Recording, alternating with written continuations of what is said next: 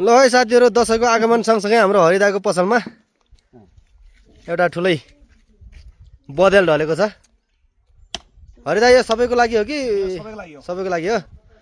ल है मासु केजीको हिसाबले उहाँहरूले चाहिँ ताजा मासु खान सक्नुहुन्छ है। ल मासु चाहिएमा हरिदालाई सम्पर्क गर्नु है।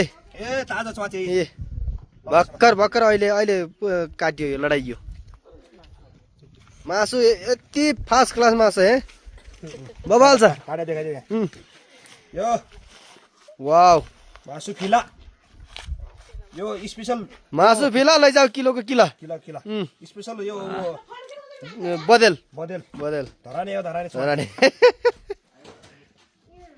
ल धेरै दिनदेखि साथीहरूले मासु खोजिरहनु भएको थियो।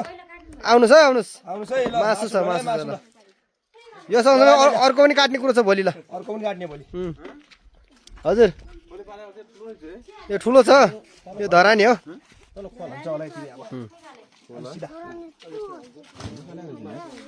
ल मासु चाहिएमा आउनुहोस् है आउनुहोस् मासु सस्तो छ ल। पाथ्याला रोल्पा भन रोल्पाको पाथ्याल्ना स्कुलतिर स्कुलको छेउमै